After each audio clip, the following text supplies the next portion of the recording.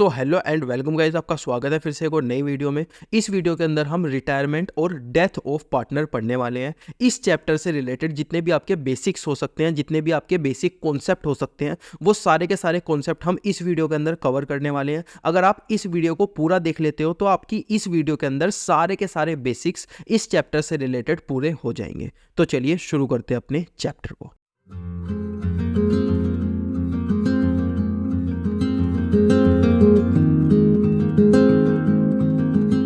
तो सबसे पहले देखते हैं कि रिटायरमेंट ऑफ पार्टनर्स होता क्या है। देखो, सपोज ये 3 लोग हैं और ये एक पार्टनरशिप फर्म चलाते हैं।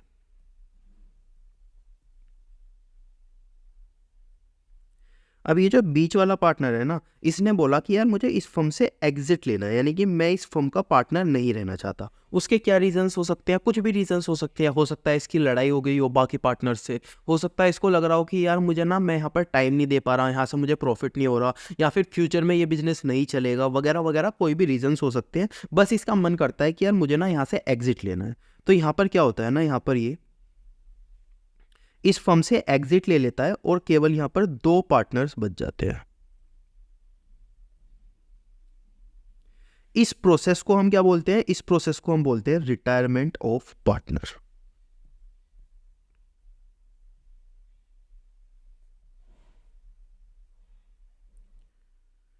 या फिर रिटायरिंग ऑफ पार्टनर, वगैरह वगैरह, कुछ भी बोल सकते हैं। तो रिटायरमेंट ऑफ पार्टनर का मतलब क्या होता है? जब एक पार्टनर फर्म से निकल जाता है तो उसको हम क्या बोलते हैं कि वो पार्टनर रिटायर हो गया, यानी कि रिटायरमेंट ऑफ पार्टनर हमको वहां पर देखने को मिला। तो उसको हम बोलते हैं रिटायरमेंट ऑफ पार्टनर। अब इसके अंदर सबसे पहला आपका टॉपिक आता है प्रॉफिट शेयरिंग रेशो।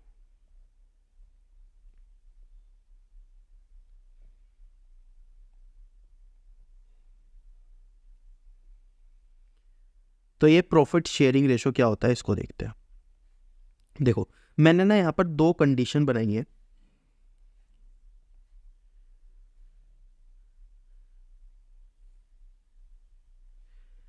एक है बिफोर रिटायरमेंट,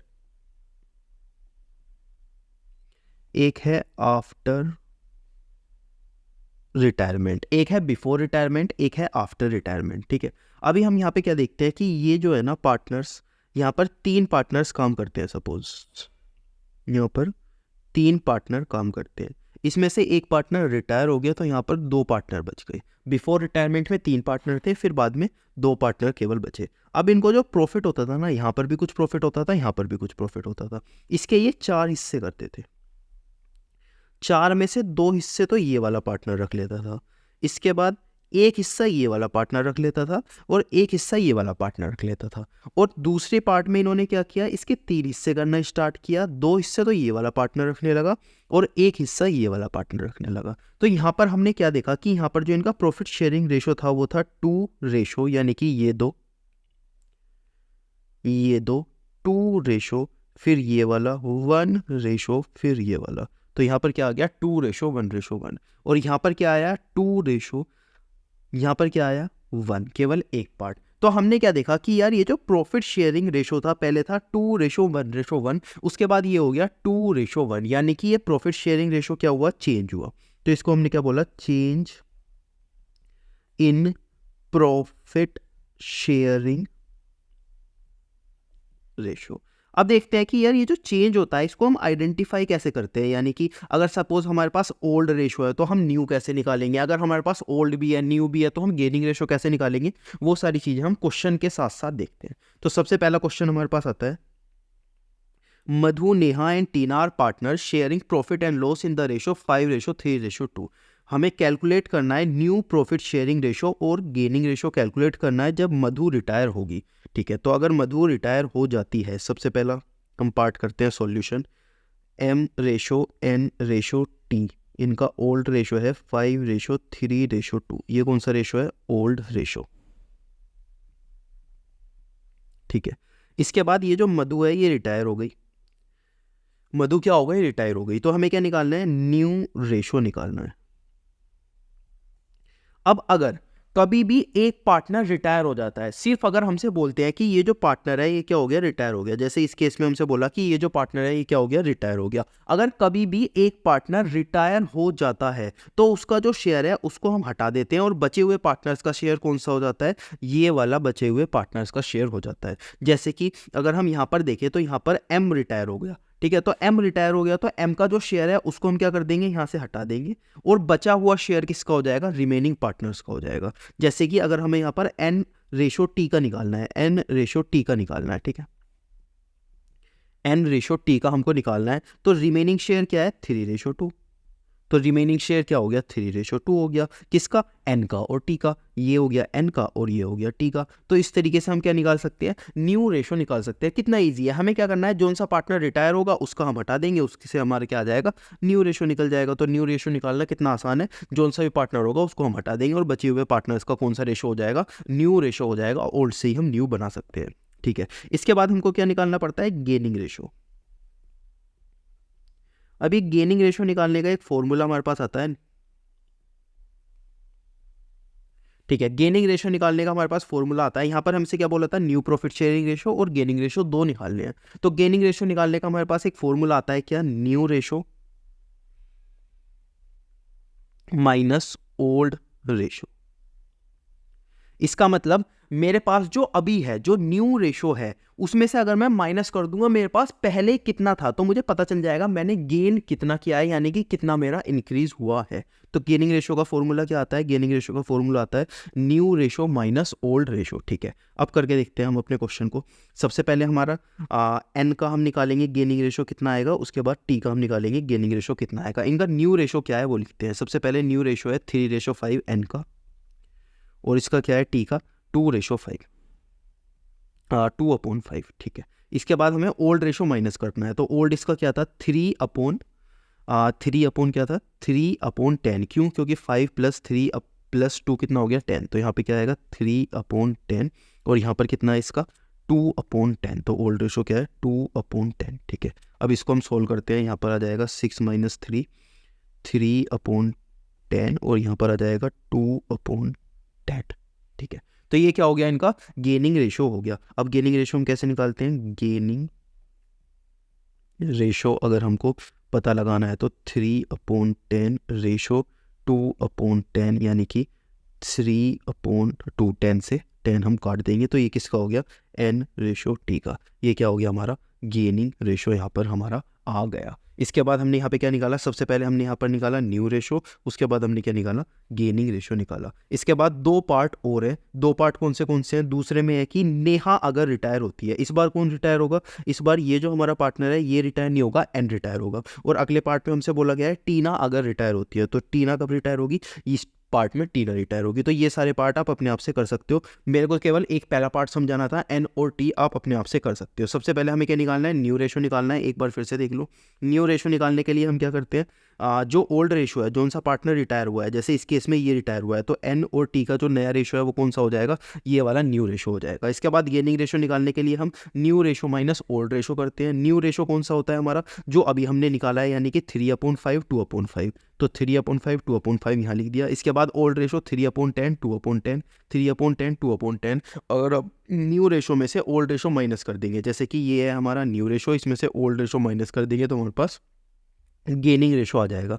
इसी तरीके से न्यू में से ओल्ड यहाँ पे माइनस किया तो गेनिंग रेशो आ गया, उन दोनों को यहाँ लिखा और गेनिंग रेशो हमने यहाँ पर लिख दिया। इस तरीके से हमने न्यू रेशो और गेनिंग रेशो दोनों निकालने सीख लिया। तो अब अगला कॉन्सेप्ट हमारे पास आता है गुडविल। तो गुडविल का मतलब आपको सबको पता होगा, फिर भी मैं एक बार बता देता हूँ। सपोज ये एक कंपनी है, ये पिछले 10 ईयर्स से ऑपरेट कर रही है, कितने, 10 साल से ऑपरेट कर रही है। सपोज ये एक कंपनी है और ये पिछले 1 ईयर से ऑपरेट कर रही है, कितने, 1 साल से ये मार्केट के अंदर आ रखी है और अपना काम कर रही है। तो आपका जो ट्रस्ट है वो कौन सी कंपनी पे ज़्यादा होगा, तो इस वाली कंपनी पे आपका ट्रस्ट ज़्यादा होगा, जाहिर सी बात है। मोर ट्रस्ट क्यों होगा मोर ट्रस्ट, क्यों ज़्यादा ट्रस्ट होगा इस वाली कंपनी के ऊपर आपको? क्योंकि यार ये पहले से चल रही है, ये एक इस्टेब्लिश कंपनी है। हम अगर रिलायंस का नाम सुनते हैं, अडानी ग्रुप का नाम सुनते हैं, टाटा की कंपनी सुनते हैं, महिंद्रा सुनते हैं, तो यार ये सारी कंपनीज ऐसी है जो कि इस्टेब्लिश हो चुकी है, अच्छा प्रोडक्ट ये डिलीवर करती है, तो जो कस्टमर है उनको इन कंपनीज के ऊपर ज़्यादा भरोसा होता है। लेकिन जो 1 साल पहले कंपनी आई है उसके ऊपर कस्टमर कभी कभी इतना ज़्यादा भरोसा नहीं कर सकता। तो ये जो ट्रस्ट है इसको ही हम किसका नाम देते हैं? गुडविल का। ये जो ट्रस्ट है इसको ही हम किसका नाम देते हैं? गुडविल का। तो इसका मतलब ये जो कंपनीज पहले से ऑपरेट कर रही हैं उन्होंने क्या बना लिया अपना? उन्होंने अपना ट्रस्ट बना लिया, यानी कि उन्होंने अपनी गुडविल बना ली मार्केट के अंदर। जबकि जो नई कंपनी है वो अपनी गुडविल अभी नहीं बना पाई इतनी अच्छी तरीके से, थोड़ी बहुत उसने भी बनाई होगी लेकिन इतनी ज़्यादा नहीं बना पाई जितनी कि पहली वाली कंपनीज ने बना लिया। तो उसको हमने क्या बोला? उसको हमने बोला गुडविल। उसको हमने किसका नाम दिया? गुडविल। तो गुडविल का मतलब ये होता है, ठीक है। अब सपोज यहाँ पर 3 पार्टनर्स हैं,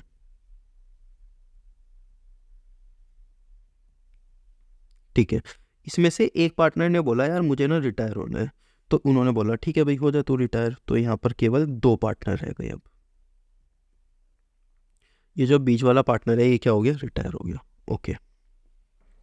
अब हमने यहाँ पर क्या देखा? हमने यहाँ पर एक छोटी सी चीज़ देखी कि यार ये जो पार्टनर जब रिटायर हुआ उस टाइम पर जो फर्म थी उसकी कुछ गुडविल थी। क्या थी? गुडविल थी। यानी कि अगर फर्म पहले से काम कर रही है 1 साल 2 साल 10 साल 20 साल जितने भी साल से फर्म काम कर रही है उसने कुछ गुडविल तो कमाई होगी ना। अब ये जो गुडविल होती है, सपोज इसे हमने मनी की टर्म्स में लिखा, 70,000 रुपीज़ की गुडविल थी। कितनी? या 50,000 लिख लेते हैं, कैलकुलेशन में ईजी होगा। 50,000 रुपीज़ की क्या थी? फर्म की गुडविल थी। ओके। अब हमने बोला कि यार ये जो 50,000 की गुडविल है ये सिर्फ एक पार्टनर की नहीं है, ये हर पार्टनर की है। इनका जो प्रॉफिट शेयरिंग रेशो था वो था 3:1:1। इनका प्रॉफिट शेयरिंग रेशो क्या था? 3:1:1। यानी कि एक पार्टनर की गुडविल कितनी थी? 30,000। तो एक पार्टनर की गुडविल थी। अगर हम इस प्रॉफिट शेयरिंग रेशो के हिसाब से बताएं तो 10,000 रुपये एक पार्टनर की गुडविल थी और 10,000 रुपये एक पार्टनर की गुडविल थी। तो इस तरीके से क्या हो रखी थी? ये वाली जो गुडविल है ये डिस्ट्रीब्यूट हो रखी थी सारे पार्टनर्स के अंदर। सबसे पहले की कितनी थी? सबसे पहले की 30,000, फिर 10,000, फिर 10,000। ये थी गुडविल अलग अलग पार्टनर्स की, ठीक है। अब ये वाला जो पार्टनर है ये क्या हो गया? रिटायर हो गया। ये जो पार्टनर है ये क्या हो गया? रिटायर हो गया।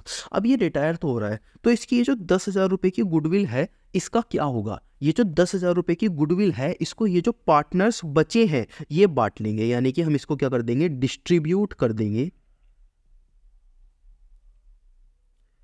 Among the old partners. हम क्या कर देंगे? ये जो गुडविल इसकी बची है, ये जो 10,000 रुपये बचे हैं इसको क्या कर देंगे? डिस्ट्रीब्यूट कर देंगे जो ओल्ड पार्टनर्स बचेंगे या फिर जो अभी के पार्टनर्स बचेंगे जो कि रिटायर नहीं हो रहे, ठीक है। इसके अलावा हम इसे कौन से रेशो में डिस्ट्रीब्यूट करेंगे? गेनिंग रेशो में। कौन से रेशो में? गेनिंग रेशो में। तो हमने यहाँ पर 2 चीज़ सीखी। देखो जो हमारी गुडविल होती है वो हर पार्टनर की होती है, पूरी फर्म की होती है तो हर पार्टनर की होगी। कैसे कैसे होगी हर पार्टनर की? जिस भी रेशो में उन्होंने बांटा होगा उसमें होगा। जैसे 30,000 10,000 और 10,000 किस रेशो में ये हमने बांटा हुआ है? 3:1:1 में ये हमने बांटा हुआ है, ठीक है। हम इसका करेंगे क्या? देखो ये जो 30,000 है ये 10,000 है, ये तो ऐसी रहेगी क्योंकि ये पार्टनर रिटायर नहीं हो रहे, लेकिन ये पार्टनर तो जा रहा है। अब इस पार्टनर को क्या चाहिए? इस पार्टनर को चाहिए कि यार ये जो मेरी गुडविल है इसका क्या होगा? तो हमने बोला इसका कुछ नहीं होगा, इसको हम डिस्ट्रीब्यूट कर देंगे ओल्ड पार्टनर्स में। यानी कि जो नॉन रिटायरिंग पार्टनर है, यहाँ ओल्ड की जगह लिख लो among the non retiring partners.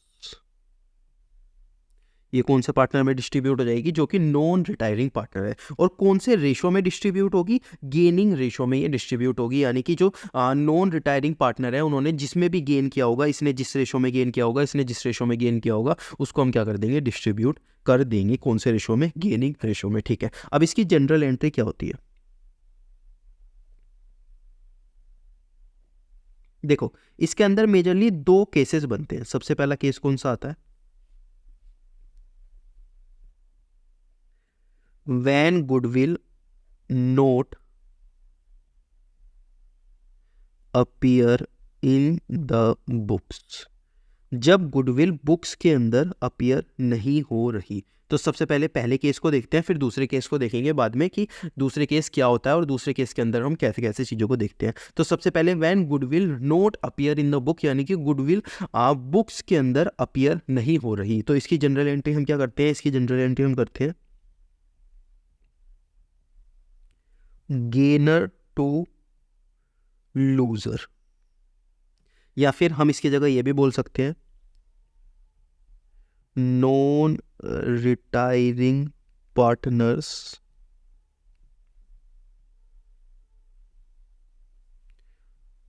To retiring partners. ये कौन से रेशो में, गेनिंग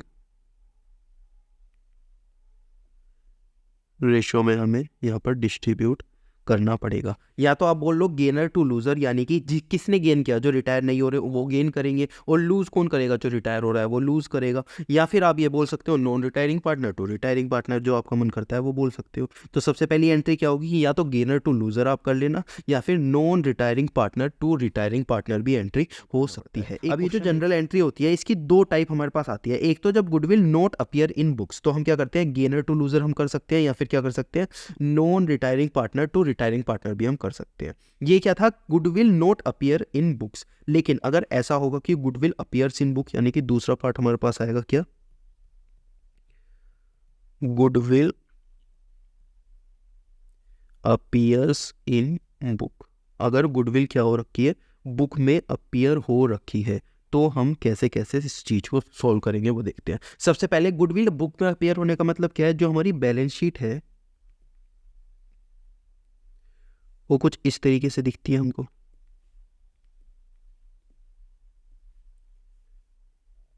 इधर क्या आती है, लाइबिलिटी आती है, इधर एसेट आती है। तो जो हमारी गुडविल है वो यहाँ पर कहीं हमें देखने को मिलेगी। क्यों, क्योंकि हमारी गुडविल तो एसेट होती है, हमें ये पैसा कमा के देती है, तो हमें गुडविल यहाँ कहीं देखने को मिलती है। अगर हमें यहाँ पर गुडविल देखने को मिलती है तो उसको हम क्या बोलते हैं, उसको हम बोलते हैं कि हमारी गुडविल बुक्स के अंदर अपीयर हो रखी है। लेकिन अगर हमें ऐसा कुछ देखने को नहीं मिलता तो हम क्या बोलते हैं कि गुडविल बुक्स के अंदर अपीयर नहीं हो रखी। अब सपोज ये वाली जो गुडविल है ये बुक्स के अंदर अपीयर हो रखी है, तो इसका हम ट्रीटमेंट क्या करते हैं, सबसे पहले इसका ट्रीटमेंट हम यहाँ पर करते हैं, ये जो गुडविल है जो बुक के अंदर अपीयर हो रखी है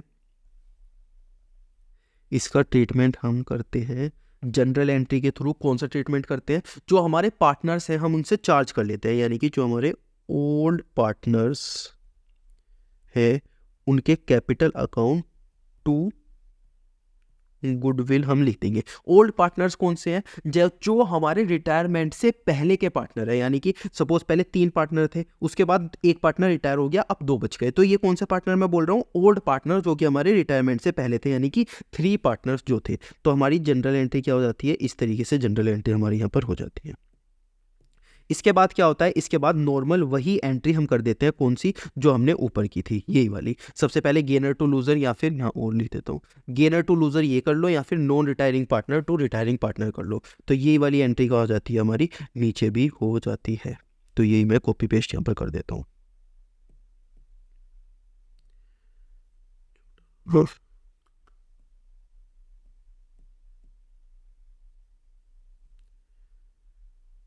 ये क्या हो गई, सेम एंट्री हमारी यहाँ पर भी हो गई। सबसे पहले हमने क्या बोला, ओल्ड पार्टनर्स टू गुडविल हमने यहाँ पर डिस्ट्रीब्यूट कर दिया, उसके बाद यही वाली एंट्री हमने यहाँ पर भी कर दी। इसका ट्रीटमेंट कौन सा हो गया, ये वाले बॉक्स का ट्रीटमेंट हमने ये वाला कर दिया, उसके बाद सेम एंट्री हमने यहाँ पर पास कर दी। अब एक नया कॉन्सेप्ट हमारे पास आता है, revaluation of asset and liability. अब ये revaluation of asset and liability होता क्या है, सबसे पहले इसको देखते हैं।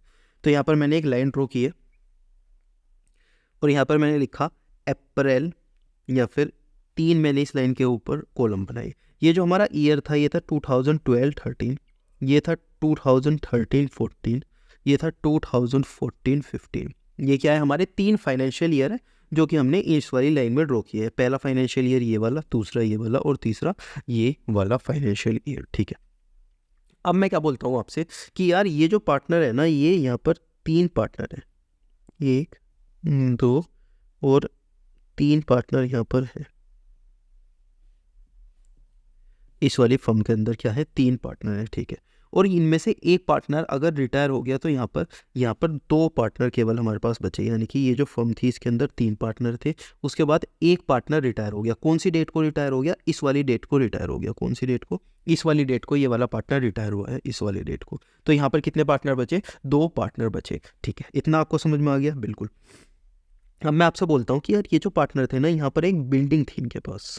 जब इन्होंने बिजनेस अपना स्टार्ट किया था तो एक बिल्डिंग इन्होंने खरीदी थी। कितनी? 1 लाख रुपीज़ की। कितनी? 1 लाख रुपीज़ की एक बिल्डिंग खरीदी थी। ठीक है, बिल्डिंग यानी कि ऑफिस हो सकता है, एक घर हो सकता है, या एक रूम हो सकता है, फ्लैट हो सकता है, कुछ भी बिल्डिंग के अंदर वो सारी चीज़ें आती है। ठीक है, अभी इन्होंने 1 लाख की बिल्डिंग खरीदी थी, 2 साल उस बिल्डिंग के अंदर काम किया। आपका जो घर है जिसके अंदर आप रहते होंगे, तो वो जो घर है उसकी क्या वैल्यू जो आपने खरीदी थी वही रहती है या इंक्रीज हो जाती है? ओवर द टाइम इंक्रीज हो जाती है। इन्होंने 2 साल तक उस बिल्डिंग में काम किया है। कौन से साल में? 2013 2012 13 और 13 14, यानी कि 2 साल में इन्होंने क्या किया है? काम किया है। यानी कि उस बिल्डिंग की जो वैल्यू है 1 लाख, वो बढ़ तो गई होगी। तो मैंने आपसे बोला जिस दिन ये पार्टनर रिटायर हुआ है, ये जो बिल्डिंग है इसकी जो वैल्यू है, कौन से दिन? जिस दिन ये पार्टनर रिटायर हुआ है उस दिन की ये बिल्डिंग की वैल्यू 1,50,000 हो गई। कितनी?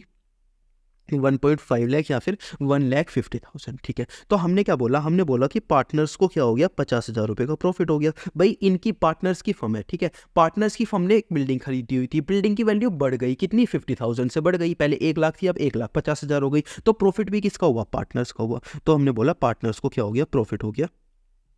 कितने का? 50,000 रुपये का। अब यहाँ पर क्वेश्चन क्या आता है? क्वेश्चन यहाँ पर ये आता है कि यार ये जो 50,000 रुपये है ये किस में बंटने चाहिए? ये तीनों पार्टनर में बंटने चाहिए या केवल 2 पार्टनर में बंटने चाहिए? फिर से देख लो कि ये जो 50,000 रुपये है ये तीनों पार्टनर में बंटने चाहिए या फिर 2 पार्टनर में बंटने चाहिए? तो मेरे हिसाब से ये तीनों में बंटने चाहिए। क्यों? क्योंकि हमने ये जो बिल्डिंग के 50,000 रुपये एक्सेस किए हैं, जो हमने बोला है कि ये 50,000 रुपये क्या हो गए? एक्सेस हो गए। ये कौन से पीरियड के एक्सेस हुए हैं? ये इस वाले पीरियड के एक्सेस हुए हैं। किस वाले के? 2013-14, यानी कि इस वाले के 2013-14 और 2012-13 एंड 13-14, यानी कि जब ये तीनों पार्टनर्स थे। जब ये क्या थे? तीनों पार्टनर्स थे। तो ये किस में बंटने चाहिए? तीनों में बंटने चाहिए, यानी कि ये इन वाले तीनों पार्टनर्स में बंटने चाहिए। कौन से में? पहला, दूसरा और तीसरा पार्टनर जो था। उसके बाद जो पार्टनर चला गया, जो आगे हमें प्रॉफिट होगा, यानी कि जो इस पीरियड में प्रॉफिट होगा, सपोज हमने यहाँ पर 10,000 का प्रॉफिट कमाया 1 साल में। कितने का? 10,000 का इंक्रीज किया। तो ये जो 10,000 का इंक्रीज किया ये किस में बटेगा? ये केवल 2 पार्टनर्स में बटेगा। क्यों 2 पार्टनर्स में बटेगा? इसीलिए क्योंकि यहाँ पर केवल 2 पार्टनर्स ने काम किया है। पहले तो तीनों पार्टनर्स काम कर रहे थे, अब क्या कर रहे हैं? 2 पार्टनर काम कर रहे हैं, यानी कि ये केवल और केवल 2 पार्टनर्स में बटेगा। तो ये कॉन्सेप्ट हमारा क्लियर हो गया। इसको हम क्या बोलते हैं? इसको हम बोलते हैं रीवैल्यूएशन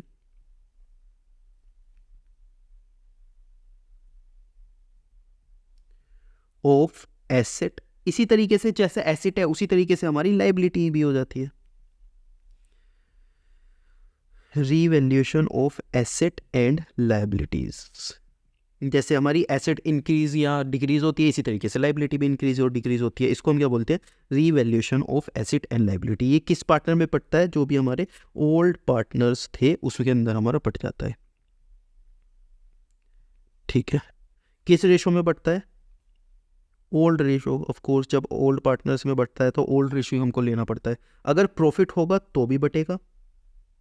ऐसा भी तो हो सकता है कभी कभी लॉस हो जाए, तो हमारा अगर लॉस होगा तो भी ओल्ड पार्टनर्स में ही बटेगा। ठीक है, तो ये हमने क्या देख लिया? रीवैल्यूएशन ऑफ एसेट होता क्या है? रीवैल्यूएशन यानी कि एसेट और लाइबिलिटी का ज़्यादा होना या कम होना। ज़्यादा हो जाएगी तो हमारा प्रॉफिट हो जाएगा, कम हो जाएगी तो हमारा लॉस हो जाएगा। प्रॉफिट और लॉस हम किस में बांट देंगे? ओल्ड पार्टनर्स में बांट देंगे। ये जो हमारे ओल्ड पार्टनर्स हमको यहाँ पर दिख रहे हैं, इसके बीच में हम रीवैल्यूएशन का जो भी प्रॉफिट और लॉस होगा वो बांट देंगे। अब रीवैल्यूएशन हम निकालते कैसे हैं? कि हमारी जो एसेट है वो इंक्रीज हुई है, डिक्रीज हुई है, जो हमारी लाइबिलिटी है वो डिक्रीज हुई है, इंक्रीज हुई है, कैसे हुई है, हमें कितना प्रॉफिट हुआ है, वो सारी चीज़ें हम कैसे देखते हैं। तो इसका निकालने के 2 तरीके होते हैं। एक तो होता है जनरल एंट्री, एक होता है अकाउंट। तो सबसे पहले हम देखते हैं जनरल एंट्री से। जनरल एंट्री से जनरल एंट्रीज से हम कैसे रीवैल्यूएशन निकाल सकते हैं? सबसे पहले अगर हमारी एसेट जो है वो इंक्रीज हुई है,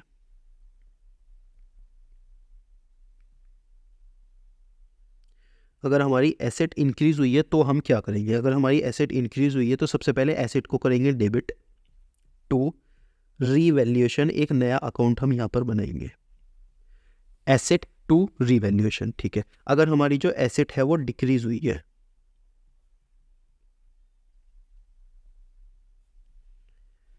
तो हम क्या करेंगे, रिवर्स कर देंगे, रीवैल्यूएशन टू एसेट, क्या कर देंगे, रीवैल्यूएशन टू एसेट। इसी तरीके से अगर हमारी जो लायबिलिटी है वो इंक्रीज हुई है,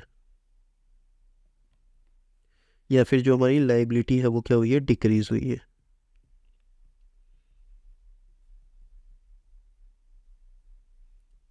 लायबिलिटी इंक्रीज हुई है या फिर लायबिलिटी डिक्रीज हुई है, तो हम क्या करेंगे, अगर लायबिलिटी हमारी इंक्रीज होएगी तो रीवैल्यूएशन, अगर लायबिलिटी इंक्रीज होती है तो उसको हम क्रेडिट करते हैं क्या, लायबिलिटी अकाउंट, और अगर डिक्रीज होती है तो हम उसको डेबिट करते हैं, लायबिलिटी टू रीवैल्यूएशन। तो ये क्या कर सकते हो आप, समझ सकते हो कि अगर एसेट इंक्रीज होता है, एसेट क्या होता है, इंक्रीज होता है, तो उसको हम डेबिट करते हैं। यहाँ पर मैं लिख भी देता हूँ जिससे कि आपको ये रटना ना पड़े। अगर एसेट इंक्रीज होता है तो उसको हम डेबिट करते हैं, अगर एसेट डिक्रीज होता है तो उसको हम क्रेडिट करते हैं, जैसा कि हमने यहाँ पे किया भी हुआ है, ठीक है। इसी तरीके से अगर हमारी लाइबिलिटी इंक्रीज होती है तो उसको हम क्रेडिट करते हैं, इसमें उल्टा होता है, और लाइबिलिटी डिक्रीज होती है तो उसको हम डेबिट करते हैं। तो देखो आपको यहाँ पे कुछ भी रटने की जरूरत नहीं है, सब कुछ लॉजिक से आपका बैठ जाएगा इंक्रीज और डिक्रीज में, वरना बच्चा काफ़ी कंफ्यूज हो जाता है, ठीक है। एसेट में डेबिट होगा, इंक्रीज होगी तो डेबिट होगा, डिक्रीज होगी तो क्रेडिट होगा, लाइबिलिटी में इंक्रीज होगी तो क्रेडिट होगा, और लाइबिलिटी में डिक्रीज होगी तो डेबिट होगा। तो इस तरीके से हमने ये चार चीज़ें पढ़ ली, ठीक है। अभी कभी कभी क्या हो सकता है ना, हमारी जो एसेट है वो हमारी बुक्स में लिखी ही नहीं हुई, यानी कि कभी कभी हमारी एसेट जो है वो न्यू एसेट अपीयर्स, जैसे कि जो हमारा अकाउंटेंट था ना, उसका काम में ध्यान नहीं था, तो उसने, हमने क्या किया था, एक बार इन्वेस्टमेंट खरीदी थी, क्या, इन्वेस्ट, हमने पैसा इन्वेस्ट किया था, कितना, 1 लाख रुपए हमने इन्वेस्ट किया था, ठीक है। हमारी बुक्स के अंदर अकाउंटेंट ने एंट्री ही नहीं की, तो हमारी ये जो इन्वेस्टमेंट थी ये थी ही नहीं, मतलब बुक्स के अंदर ये थी ही नहीं। वैसे तो हमने खरीदी हुई थी, हमारे पास ही थी, लेकिन बुक्स के अंदर थी ही नहीं। अब हमें पता चला, अरे यार उस अकाउंटेंट ने गड़बड़ की हुई है, चलो एक काम करो, एसेट को ले आओ, यानी कि नई एसेट अपीयर हो गई, जो हमारी बुक्स में पहले थी ही नहीं, वो एसेट क्या हो गई, अपीयर हो गई, नई एसेट अपीयर हो गई। अगर नई एसेट कहीं भी अपीयर हो जाएगी, न्यू एसेट अपीयर हो जाएगी, तो उस केस में हम क्या करेंगे, एसेट अपीयर हो जाएगी, इसका मतलब भी क्या है, एसेट इंक्रीज हो रही है। पहले मेरे पास 1 लाख की एसेट थी, ठीक है, अब मुझे पता चला कि यार मेरी जो 10,000 की एक इन्वेस्टमेंट है, मुझे अब पता चला, तो अब कितने की हो गई, 1,10,000 की हो गई। तो अगर आप यहाँ से यहाँ देखोगे तो भी तो हमारी एसेट इंक्रीज ही हुई है। अगर हमारी एसेट इंक्रीज होती है, अगर नई एसेट हमारे पास आती है, तो उसकी एंट्री भी हम कौन सी करते हैं, वही वाली करते हैं जिसमें हमारी एसेट इंक्रीज की हुई थी। एसेट इंक्रीज की यानी कि asset to revaluation, asset to revaluation क्यों किया, क्योंकि ये भी एक तरह से हमारी एसेट इंक्रीज ही है। तो मैं इसको यहाँ पे बोल सकता हूँ आपकी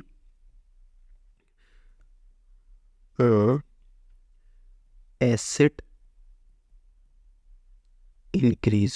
तो आप यहाँ पे समझ जाओगे कि ये भी किस चीज़ के रिलेटेड ही है, एसेट इंक्रीज से रिलेटेड ही है। इसी तरीके से नई लाइबिलिटी भी आ सकती है, E F, new liabilities appear. अगर नई लाइबिलिटी अपीयर हो जाती है, नई लाइबिलिटी आ जाती है, तो नई लाइबिलिटी आई यानी कि हमारी लाइबिलिटी क्या हो गई, इंक्रीज हो गई। लाइबिलिटी इंक्रीज होती है तो हम क्या करते हैं, revaluation to liability, revaluation to liability. ये भी एंट्री कौन सी है, अगर हमारी लाइबिलिटी इंक्रीज हो जाती है, तो ये भी आप समझ जाओगे कि ये दोनों एंट्री सेम है। ये आप देख सकते हो यहाँ पर क्या हुई है, एसेट इंक्रीज हुई है, तो एसेट इंक्रीज की ये है, और यहाँ पर एसेट इंक्रीज हुई थी तो उसकी भी क्या थी, यही थी। इसी तरीके से लाइबिलिटी इंक्रीज हुई है तो इसकी भी ये है, और ये लाइबिलिटी यहाँ पे इंक्रीज हुई थी तो उसकी भी यही है। तो बिल्कुल जैसे हमने एडमिशन वाले चैप्टर में पढ़ा था, वही हमारा रिवैल्यूएशन गुडविल इसके अंदर भी आता है। अब हमारा दूसरी चीज़ आती है, ये तो देखो हमने कर लिया किससे, जनरल एंट्री से। ये तो रिवैल्यूएशन हमने किससे निकाल लिया, जनरल एंट्री से यहाँ पे निकाल लिया। अब दूसरा पार्ट हम किससे निकाल सकते हैं, हम अकाउंट बना के भी निकाल सकते हैं रिवैल्यूएशन का। तो रिवैल्यूएशन का अकाउंट बनाते हैं। दूसरा रिवैल्यूएशन अकाउंट बना के भी हम प्रॉफिट एंड लॉस निकाल सकते हैं। तो रिवैल्यूएशन अकाउंट हमें कैसे बनाना होता है वो देखते हैं। सबसे पहले सिंपल मैं एक अकाउंट बना लेता हूँ, जो कि हमारा रीवैल्यूएशन अकाउंट, ठीक है। अब हमारा यहाँ पे क्या हो रहा है ना, ये है मेरा रीवैल्यूएशन अकाउंट, ठीक है। अगर हमारी एसेट इंक्रीज होगी तो हम क्या करेंगे, उसको डेबिट करेंगे, यानी कि यहाँ पे हम लिखेंगे बाय एसेट। ये कौन सा केस है, अगर हमारी एसेट क्या हुई है, इंक्रीज हुई है, यानी कि ज़्यादा हुई है। ये ऊपर वाला एरो आप समझ जाओगे ना, एसेट इंक्रीज हुई है, ठीक है। अगर सपोज हमारी एसेट डिक्रीज हुई है तो हम उसको क्रेडिट करेंगे, तो हमारी क्या हुई है, एसेट डिक्रीज हुई है तो हम उसको क्या करेंगे, क्रेडिट करेंगे, ठीक है। इसके बाद अगर हमारी लाइबिलिटी इंक्रीज हुई है, लाइबिलिटी इंक्रीज हुई है तो हम उसको क्या करेंगे, क्रेडिट करेंगे, तो यहाँ पर लिखेंगे टू लाइबिलिटी। किस केस में, अगर हमारी लाइबिलिटी इंक्रीज हुई है। और अगर हमारी लाइबिलिटी डिक्रीज हुई है तो बाय लाइबिलिटी। अगर हमारी लाइबिलिटी क्या हुई है, डिक्रीज हुई है, तो हम उसको डेबिट कर देंगे। तो ये चार चीज़ें हमने मेनली यहाँ पे पढ़ी। क्या, एसेट इंक्रीज हो रही है तो क्या करेंगे, एसेट डिक्रीज हो रही है तो क्या करेंगे, लाइबिलिटी इंक्रीज, लाइबिलिटी डिक्रीज हो रही है तो हम क्या करेंगे, ठीक है। इसके बाद एक चीज और, अगर हमारी नई एसेट आ रही है तो भी हम क्या करेंगे, बाय एसेट। और अगर हमारी नई लाइबिलिटी आ रही है तो क्या करेंगे, टू लाइबिलिटी। ये क्या है, न्यू, यानी कि न्यू एसेट अगर हमारी आ जाती है और न्यू लाइबिलिटी अगर हमारी आ जाती है तो हम उस केस में भी क्या करेंगे, वो भी हमने यहाँ पर लिख दिया, ठीक है। अब मैं आपसे क्या बोलता हूँ ना, यहाँ पे एक फिगर हम लिख लेते हैं। तो फिगर लिखने के लिए सबसे पहले यहाँ पे 50,000 की एसेट इंक्रीज हुई, 10,000 डिक्रीज हुई, 30,000 इंक्रीज हुआ, 5,000 लाइबिलिटी इंक्रीज हुआ। यहाँ पर एसेट हमारी आ गई 10,000 रुपये की, लाइबिलिटी हमारी आ गई 15,000 रुपीज़ की। तो अब हम यहाँ क्या करते हैं, टोटल करते हैं इसको। टोटल हमारे पास आ जाएगा 90,000 रुपीज़। यहाँ पर भी आ जाएगा 90,000 रुपीज़। 90,000 में से 10,000, 5,000, 15,000, तो यहाँ पे बच जाएगा 60,000। अब ये 60,000 क्या हो गया, ये हो गया हमारा प्रॉफिट। तो हम यहाँ क्या करते हैं, प्रॉफिट को डिस्ट्रीब्यूट कर देंगे किस में, पार्टनर्स कैपिटल अकाउंट। कौन कौन से पार्टनर है, सपोज हमारे ए और बी पार्टनर है, किस किस रेशो में बांटते हैं, 1:1 में ये बांटते हैं। तो 30,000 यहाँ पर आ जाएगा और 30,000 यहाँ पर आ जाएगा। सपोज इन केस हमें लॉस हो गया तो हम क्या करेंगे, यहाँ पर लिख देंगे बाय पार्टनर्स कैपिटल अकाउंट। तो यहाँ पर क्या आ जाएगा, ए और बी में हम बांट देंगे। अगर इन केस हमें क्या हो जाता है, लॉस हो जाता है, तो लॉस के केस में ये है, प्रॉफिट के केस में ये है। तो यहाँ पर कौन सा है, ये है प्रॉफिट का केस और ये है लॉस का केस। तो ये तो है प्रॉफिट का केस आपका और ये है आपका लॉस का केस। तो ये क्या हो गया, आपका रिवैल्यूएशन का अकाउंट बन गया। अब देखो, हमने रिवैल्यूएशन के अंदर प्रॉफिट एंड लॉस की एंट्री की है, लेकिन हमने जनरल एंट्री के अंदर प्रॉफिट एंड लॉस कहीं भी नहीं लिखा। तो यहाँ पर भी लिख देते हैं एफ जी। सबसे पहले प्रॉफिट अगर हमको होता है तो प्रॉफिट ऑफ रिवैल्यूएशन, और दूसरा एच कौन सा, लॉस ऑफ रिवैल्यूएशन। अगर हमें प्रॉफिट होता है तो हम पार्टनर्स को क्या करेंगे, डेबिट, यानी कि रिवैल्यूएशन। पार्टनर्स को करेंगे credit, sorry, revaluation to partners capital account. और यहाँ पर क्या लिखेंगे, पार्टनर्स, लॉस के केस में रिवर्स हो जाएगी entry, partners capital account to revaluation. तो हमने अकाउंट से भी समझ लिया और इससे भी समझ लिया। अब ये जो पार्टनर्स है ये कौन से रेशो में होगा, ऑफ कोर्स ओल्ड रेशो में होगा। ओल्ड रेशो में क्यों होगा, क्योंकि अभी तो हमने देखा था ये कौन से पार्टनर्स में बांटी जाती है, अब ओल्ड पार्टनर्स में बांटी जाती है। ओल्ड पार्टनर्स में हम किस रेशो में बांटते हैं, हमेशा ओल्ड रेशो में बांटते हैं। तो ओल्ड रेशो में इसको बांट देते हैं। यहाँ पर कौन सा में होगा, ओल्ड रेशो। और अगर लॉस बटेगा तो वो भी किस में बटेगा, ओल्ड रेशो। तो ये था आपका all about revaluation of asset and liability. Revaluation का आपको मतलब पता चल गया, हमारी एसेट कभी बढ़ जाती है, कभी घट जाती है, लाइबिलिटी बढ़ जाती है, घट जाती है। तो उसमें से जो भी हमें प्रॉफिट एंड लॉस होगा उसको हमें क्या करना पड़ेगा, जो भी हमें प्रॉफिट एंड लॉस होगा उसको हमें ओल्ड पार्टनर्स में, ओल्ड रेशो में डिस्ट्रीब्यूट करना पड़ेगा। हम निकालते कैसे, जनरल एंट्री या अकाउंट, दोनों में से कोई भी बनाने को हमें एग्जाम के अंदर आ सकता है। एसेट इंक्रीज हुई तो हम डेबिट करेंगे asset to revaluation, asset decrease हुई तो हम क्रेडिट करेंगे revaluation to asset, liability increase हुई तो हम क्रेडिट करेंगे revaluation to liability, liability decrease हुई तो हम डेबिट करेंगे लाइबिलिटी टू रीवैल्यूएशन। उसके बाद अगर नई एसेट हमारे पास आ जाती है, यानी कि एक तरह से हमारी एसेट इंक्रीज हो रही है, तो वही एंट्री कर देंगे एसेट टू रिवैल्यूएशन, जो कि हमने एसेट के इंक्रीज होने के केस में की थी। लाइबिलिटी हमारे पास न्यू आ जाती है, एकदम ब्रांड न्यू, हमें पता ही नहीं था, अब अचानक से हमारे पास लाइबिलिटी आ गई, यानी कि एक तरह से लाइबिलिटी इंक्रीज हो रही है, रिवैल्यूएशन टू लाइबिलिटी। हमने लाइबिलिटी इंक्रीज में क्या करा था, रिवैल्यूएशन टू लाइबिलिटी, वही वाली एंट्री हम कर देंगे। अब क्या करते हैं, हम एक काम करते हैं, अपना सीधा अकाउंट के ऊपर चलते हैं। तो ये हमारा रिवैल्यूएशन का अकाउंट है, कुछ इस तरीके से दिखता है, ठीक है।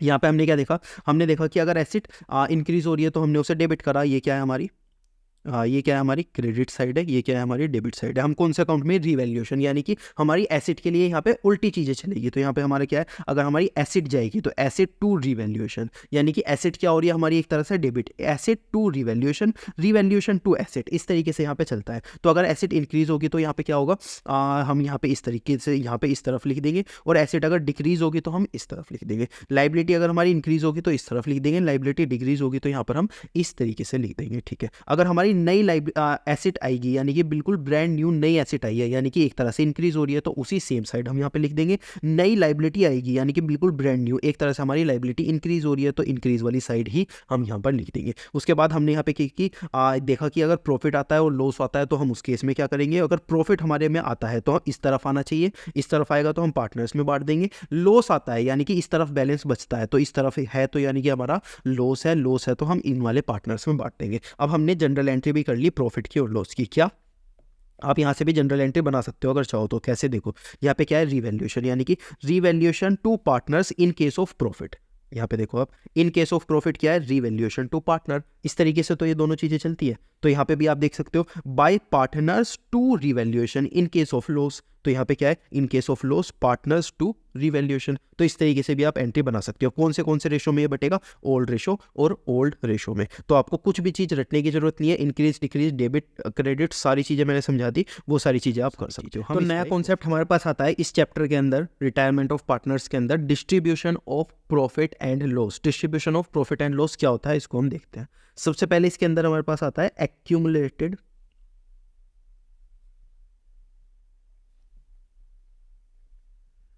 Profit and loss. अब ये एक्यूमुलेटेड प्रॉफिट एंड लॉस क्या होता है, पहले इसको देखते हैं, फिर देखते हैं कि इसको हम डिस्ट्रीब्यूट कैसे करते हैं। तो एक्यूमुलेटेड प्रॉफिट एंड लॉस को समझने के लिए मैंने यहाँ पर एक लाइन ड्रॉ की है।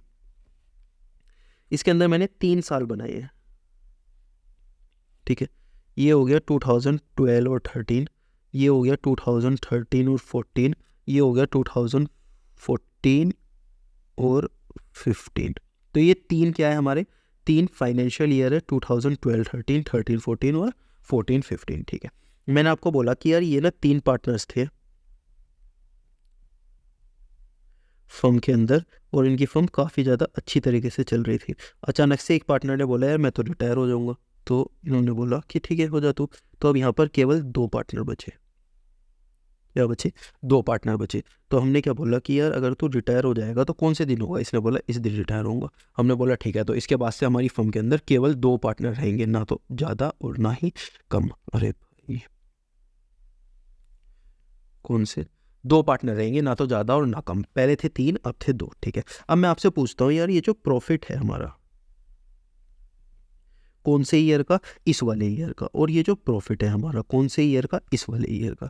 तो मैं आपसे ये पूछने जाता हूँ सिंपल सा कि ये वाला जो हमारा प्रॉफिट है इस कौन से, इससे लेके यहाँ से लेके यहाँ तक का, और ये वाला जो हमारा प्रॉफिट है कहाँ से लेके यहाँ से लेके यहाँ तक का, ये वाला प्रॉफिट हमारा किस में बटेगा, पहला नंबर, और दूसरा नंबर हमारा प्रॉफिट किस में बटेगा। यानी कि अगर ये वाला प्रॉफिट हमने इस वाले पीरियड में कमाया है, किस वाले पीरियड में, इस वाले पीरियड में कमाया है, तो कितने पार्टनर में बटेगा, वो इन वाले पार्टनर में बटेगा जो इस पीरियड में पार्टनर थे। और अगर हमने कोई प्रॉफिट इस वाले पीरियड में कमाया है तो वो किस में बटेगा, इस वाले में बटेगा।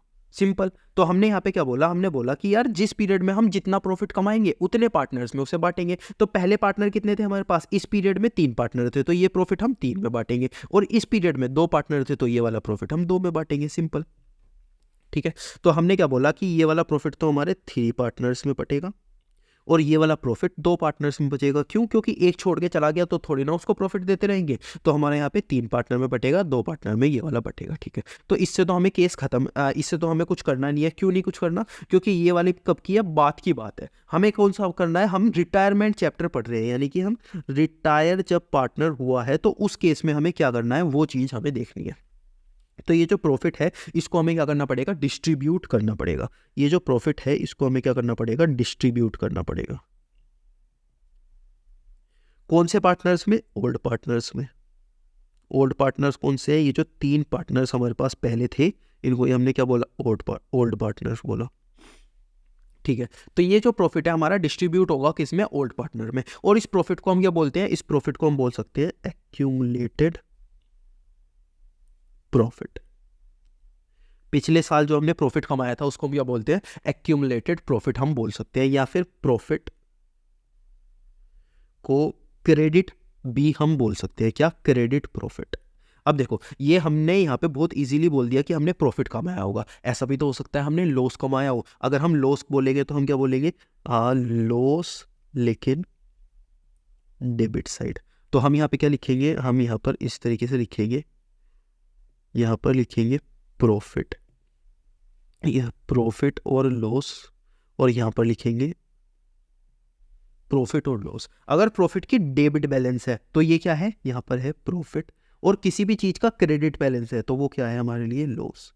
तो हम प्रॉफिट और लॉस को कभी भी केवल और प्रॉफिट और केवल लॉस नहीं लिखते, हम पूरा लिखते हैं प्रॉफिट लॉस। लेकिन अगर उसका क्रेडिट बैलेंस है, बैलेंस के ऊपर डिपेंड करता है कि वो प्रॉफिट है या लॉस। अगर उसका क्रेडिट बैलेंस है तो वो प्रॉफिट है, उसका डेबिट बैलेंस है तो वो लॉस है। हम ऐसा नहीं लिख सकते यहाँ पे कि ये जो एक्यूमुलेटेड लॉस हम नहीं लिख सकते, हम केवल एक्यूमुलेटेड प्रॉफिट लिख सकते हैं, या फिर जनरल रिजर्व भी हम यहाँ पर लिख सकते हैं। हम एक और पॉइंट क्या लिख सकते हैं यहाँ पर, जनरल रिजर्व भी लिख सकते हैं।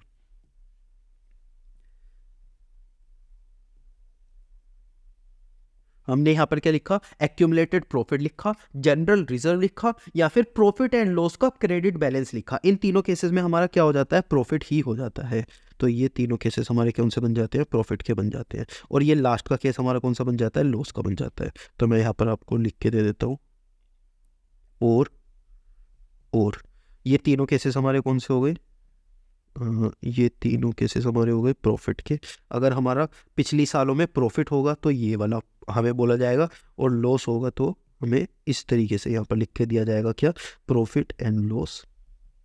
Accumulated profit, general reserve, accumulated loss, general reserve, ऐसे नहीं आएगा। एक्यूमुलेटेड प्रॉफिट और जनरल रिजर्व केवल प्रॉफिट के केस में लिखा जाएगा, और प्रॉफिट का क्रेडिट बैलेंस तो प्रॉफिट के केस में लिखा ही जाएगा, और प्रॉफिट का डेबिट बैलेंस किस केस में लिखा जाएगा, लॉस के केस में लिखा जाएगा। तो हमें यहाँ पर क्या करना है, चार चीज़ें हमें यहाँ पर इनको करके देनी है। कौन सी चार चीज़ें करनी है, सबसे पहले तो हमें यहाँ पर डिस्ट्रीब्यूट करना पड़ेगा, ओल्ड पार्टनर्स में करना पड़ेगा। अगर प्रॉफिट है तो डिस्ट्रीब्यूट करेंगे, लॉस है तो भी हम डिस्ट्रीब्यूट करेंगे। कौन सा, इन वाले पार्टनर्स में। किस रेशो में, जिन भी रेशो में इनका हुआ होगा 3:1, जो भी रेशो हुआ होगा। कौन सा रेशो होना चाहिए, ओल्ड पार्टनर्स है तो ओल्ड रेशो ही होना चाहिए।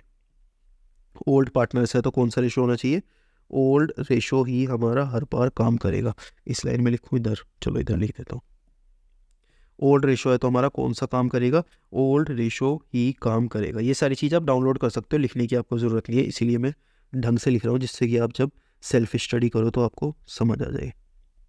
ये कौन सा, और डिस्ट्रीब्यूट करना पड़ेगा हमें ये प्रॉफिट और लॉस किसमें, ओल्ड पार्टनर्स में। कौन से रेशो में, ओल्ड रेशो में। और accumulated profit, general reserve, profit का क्रेडिट बैलेंस हमको दिया है, यानी कि वो प्रॉफिट की बात कर रहे हैं। प्रॉफिट एंड लॉस का डेबिट बैलेंस हमको दिया है, यानी कि वो लॉस की बात कर रहे हैं। अब इसकी जनरल एंट्री क्या होगी डिस्ट्रीब्यूट करने की, तो जनरल एंट्री भी हम कर लेते हैं। दूसरे पेज पे लिखता हूँ,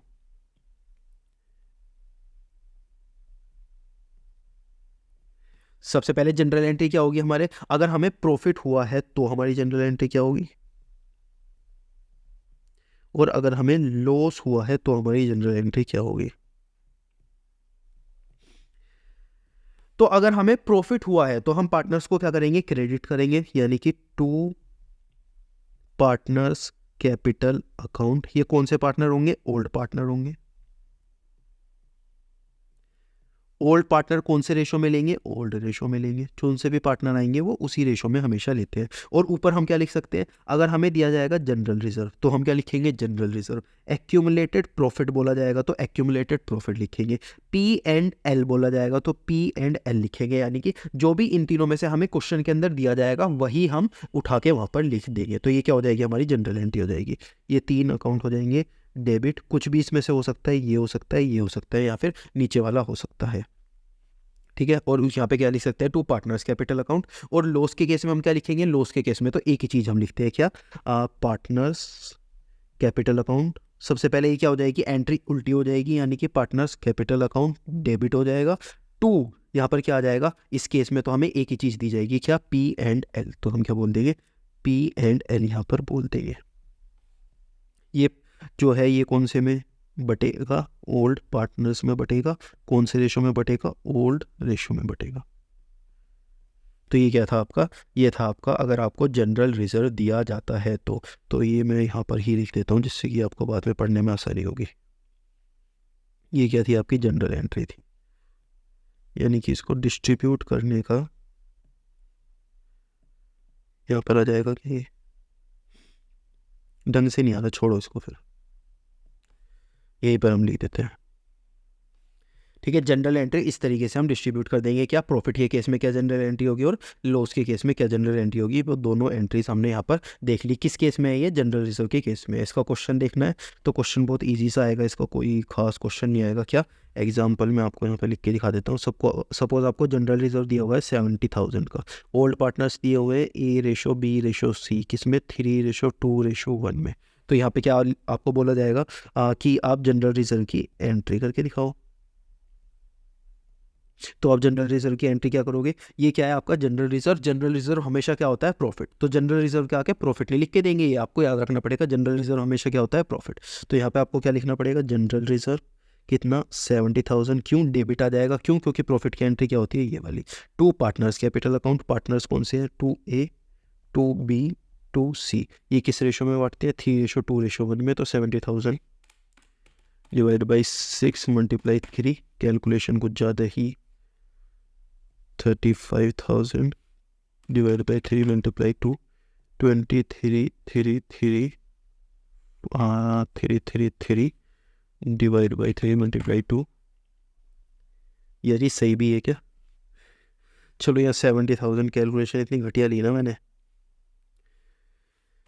70,000 माइनस 35,000 माइनस 233, ठीक है, 11,667। तो ये क्या हो गई आपकी A, B और C में आपने क्या कर दिया, ये डिस्ट्रीब्यूट कर दिया। इतना आसान सा क्वेश्चन आएगा। बस एक चीज़ यहाँ पे और याद रखना, ये जो जनरल रिजर्व और आपको ये लिखा आएगा ना, ये डायरेक्टली नहीं लिखा आएगा, ये बैलेंस शीट में आपको दिया जाएगा। बैलेंस शीट में कैसे आपको दिया जाएगा, ये बैलेंस शीट में आपको इस तरीके से दिया जाएगा। जैसे सपोज ये आपकी बैलेंस शीट है, अगर आपके प्रॉफिट आपको दिया जाता है तो आपको यहाँ पे दिया जाएगा जनरल रिजर्व के रूप में, या फिर P&L के रूप में। P&L के रूप में कौन सा, क्रेडिट बैलेंस वाला, या फिर आपको यहाँ पे दिया जाएगा एक्यूमुलेटेड प्रॉफिट। जनरली तो आपको जनरल रिजर्व ही लिखा आएगा, कोई ज़्यादा सोचने की जरूरत नहीं है आपको। P&L और क्रेडिट बैलेंस ये तो आते ही नहीं है, मैंने आपको सिखा दिया सिर्फ, अगर आ जाते हैं तो। ये कौन से केस में आएगा, प्रॉफिट के केस में। और लॉस के केस में क्या आएगा, आपको यहाँ पर लिखा आएगा कहीं पर क्या, P&L, कौन सा बैलेंस, डेबिट बैलेंस। तो ये केस में आएगा, लॉस के केस में आपको लिखा आएगा। तो ये आपको डायरेक्टली लिखे हुए नहीं मिलेंगे कि क्वेश्चन के अंदर केवल इतना सही आया हुआ है। ये जो पूरा का पूरा क्वेश्चन आएगा ना, बड़े वाला, जो अभी हम थोड़ी देर में देखेंगे भी, वो वाले क्वेश्चन के अंदर आपको लिखा हुआ मिलेगा general reserve, P&L, credit balance, accumulated profit, या फिर आपको P&L, डेबिट बैलेंस। किसके अंदर, ये बैलेंस शीट के अंदर लिखे हुए मिलेंगे किसी भी क्वेश्चन के अंदर। ये जो हमने देखा, ये तो समझने के लिए देखा, इस तरीके से नहीं मिलेंगे आपको, इस तरीके से आपको देखने को मिलेंगे। रेशो वगैरह आपको उसी क्वेश्चन में दिया जाएगा। अभी तक हमने क्या देखा, अभी तक इस वाले के अंदर हमने देखा कि हम जो प्रॉफिट को डिस्ट्रीब्यूट करते हैं उसके बारे में हम कुछ कुछ पढ़ रहे थे। उसके अंदर हमने क्या पढ़ा, उसके अंदर हमने पढ़ा distribution of profit and loss, हमने यहाँ पे पढ़ा। सबसे पहले हमने पढ़ा एक्यूमुलेटेड प्रॉफिट, अगर हमको दिया हुआ है। एक्यूमुलेटेड प्रॉफिट आपने समझ लिया, एक्यूमुलेटेड प्रॉफिट होता है जो पार्टनर्स रिटायर होने से पहले प्रॉफिट कमाते हैं। जो पार्टनर्स क्या करते हैं, रिटायर होने से पहले प्रॉफिट कमाते हैं, उसको हम एक्यूमुलेटेड प्रॉफिट बोलते हैं। क्या बोलते हैं, accumulated profit. General reserve profit का क्रेडिट बैलेंस या प्रॉफिट का डेबिट बैलेंस डिस्ट्रीब्यूट करना पड़ता है ओल्ड पार्टनर्स में, ओल्ड रेशो में, उसको हमें। ठीक है, तो ये क्या हो गया हमारा, एक्यूमुलेटेड प्रॉफिट के बारे में सारी बातें हो गई। अब एक्यूमुलेटेड प्रॉफिट कौन सा हो गया, पास्ट ईयर का प्रॉफिट। अब हम बात करते हैं दूसरी करंट ईयर के प्रॉफिट में। अगर हमें करंट ईयर प्रॉफिट दिया हुआ है तो हम क्या करेंगे। करंट ईयर प्रॉफिट सबसे पहले तो होता क्या है, ये देख लो आप। ये सपोज हमारी लाइन है, ये है साल 2012 और 13। कौन सा साल है, 2012 और 13। ठीक है, अभी हमने क्या बोला कि यार ये जो है ना, ये है आपका अप्रैल से लेके मार्च, अप्रैल मार्च मई तक का पीरियड, और ये है मई जून से लेके अगले मार्च तक का पीरियड। तो ये तो है आपका मई से अप्रैल से लेके मई तक का पीरियड, और ये है जून से लेके मार्च तक का पीरियड। इसका मतलब ये तो है 3 मंथ्स का पीरियड। और ये है बाकी के बचे हुए 9 मंथ्स का पीरियड। अब जो हमारे पार्टनर है ना, यहाँ पर तो आपको दिखेगा कि यहाँ पर फर्म के अंदर 3 पार्टनर थे, और यहाँ पर आपको दिखेगा कि यार यहाँ पर केवल 2 ही पार्टनर रह गए। इसका मतलब आप क्या समझ जाओगे खुद से कि यार ये जो पार्टनर था इसने दगा दे दिया, अपने दोस्तों को छोड़ के भाग गया, यानी कि ये जो फर्म थी इनकी, ये क्या हो गई, अब टूट चुकी है। और फर्म कौन से दिन पे टूटी है? इस वाले केस में टूटी है। कौन से वाले दिन में? इस वाले दिन को टूटी है फर्म। ठीक है, अब मैं बोलता हूँ कि यार ये जो साल का प्रॉफिट है क्या है? ये जो साल का प्रॉफिट है, इस साल इस फर्म ने कुछ तो प्रॉफिट कमाया होगा, चलो प्रॉफिट नहीं तो लॉस कमाया होगा, कुछ तो एक चीज कमाई होगी ना, प्रॉफिट नहीं कमाया होगा तो लॉस कमाया होगा। ठीक है, अब ये जो प्रॉफिट एंड लॉस इस फर्म ने इस वाले पीरियड में कमाया होगा, इस वाले पूरे साल में, ये किस में बटेगा?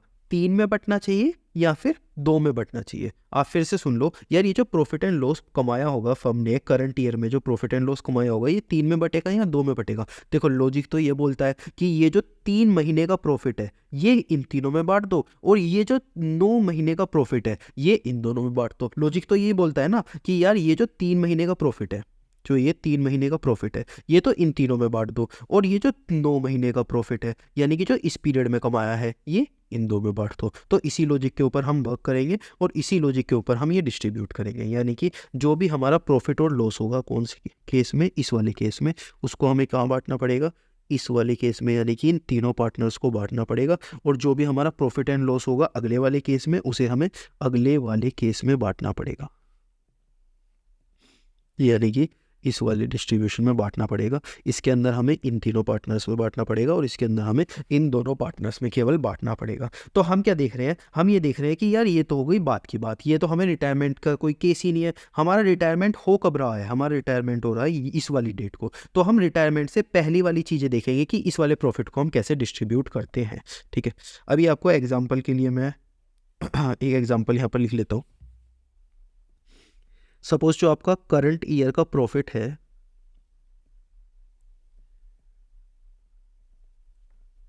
करंट ईयर का प्रॉफिट है आपका 1,20,000 रुपीज़। कितना है? 1,20,000 रुपीज़। पहले आपके पार्टनर्स कितने थे? A/B/C थे क्या? 3/2/1 में ये अपने सामान को बांटते थे। ये क्या था? ओल्ड था। अब B रिटायर हो गया तो A/C बचे, और इन्होंने क्या बोला कि हम 3/1 में अपने जो भी सामान है या फिर जो भी हमारा प्रॉफिट है उसको ऐसे डिस्ट्रीब्यूट करेंगे। ठीक है, हमने बोला कि यार ये जो B रिटायर हुआ है ये कौन सी डेट को रिटायर हुआ है? तो हमने इन्होंने बोला कि यार ये जो बी रिटायर हुआ है अप्रैल में जून, यानी कि 1 अप्रैल, 1 मिनट, अप्रैल मई, तो यार यहाँ पर तो आपके 3 मंथ आने चाहिए ना, यहाँ पर 10 आने चाहिए। खैर बात तो एक ही रहेगी, हमने तो सिर्फ कॉन्सेप्ट समझने के लिए बोला था। अप्रैल मई, तो बी रिटायर हुआ है 1 जुलाई को, सपोज कब हुआ है? 1 जुलाई को रिटायर हुआ है बी। ठीक है, तो हमने बोला कि ये वाली चीज़ें हमें दी गई है। अब इन्होंने बोला कि यार ये जो करंट ईयर का आपका प्रॉफिट है ना, इसको बांट के दिखाओ। ये जो करंट ईयर का आपका प्रॉफिट है इसको बांट के दिखाओ। तो हमने बोला ठीक है, हम इसको बांटते हैं। सबसे पहले हम एक फॉर्मूले के बारे में देखेंगे। क्या? ये जो बी का जो प्रॉफिट है हमें ये निकालना है कि बी को कितना प्रॉफिट हमें दिया गया, यानी कि कैलकुलेट बीज प्रॉफिट। हमें क्या निकाल के दिखाना है कि बी का प्रॉफिट कितना बनता है इस साल का। कैलकुलेट बीज प्रॉफिट इन करंट ईयर, कि हमारा इस साल में बी का प्रॉफिट कितना बनेगा वो हमें निकाल के दिखाना है। तो हमने सॉल्यूशन की बात की। सॉल्यूशन से पहले हमने एक फॉर्मूले की बात की, retiring partners,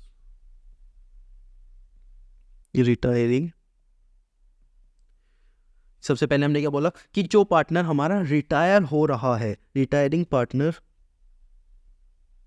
current year profit. अगर हमें रिटायरिंग पार्टनर का क्या निकालना है? करंट ईयर का प्रॉफिट निकालना है, यानी कि जो पार्टनर हमारा रिटायर हो रहा है उसका अगर हमें करंट ईयर का प्रॉफिट निकालना है तो हमारे पास एक फॉर्मूला आता है। क्या? सबसे पहले current year profit multiply retiring partner का शेयर कितना है, मल्टीप्लाई नंबर ऑफ मंथ्स, मैं इसको छोटा कैसे करूं,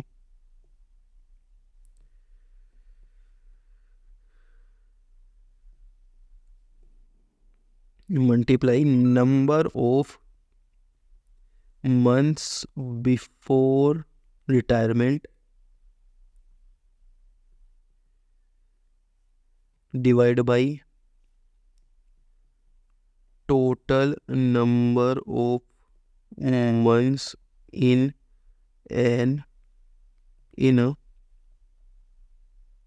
ईयर।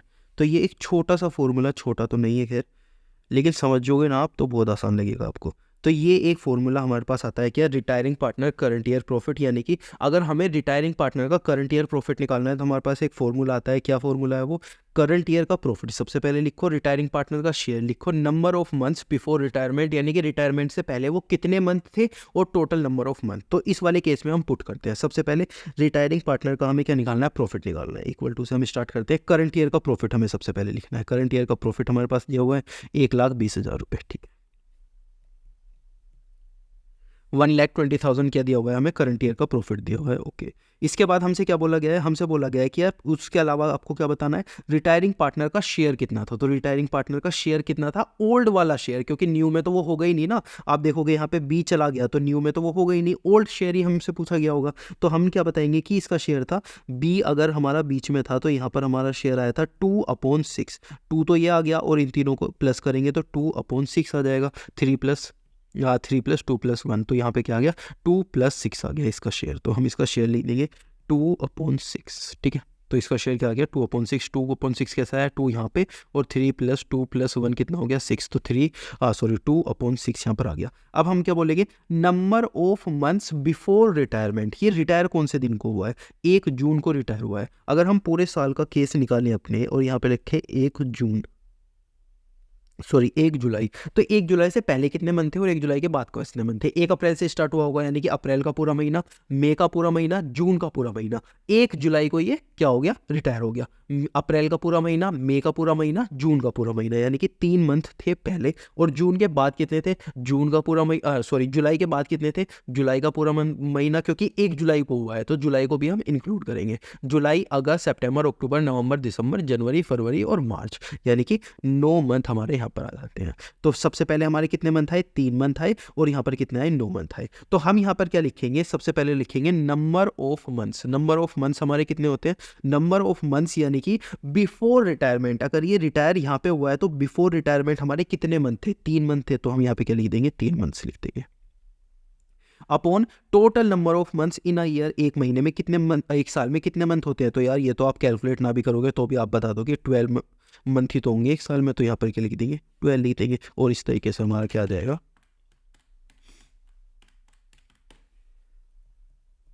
10,000 रुपीज इसका क्या आ जाएगा, प्रॉफिट शेयर। इसका क्या आ जाएगा, ₹10,000 आपका क्या आ जाएगा, प्रॉफिट शेयर। तो प्रॉफिट शेयर निकालने के लिए हमने एक फॉर्मूला पढ़ा है। कौन सा फॉर्मूला पढ़ा है, हाँ इस चीज को मैं रब नहीं करता, एक काम करता हूँ।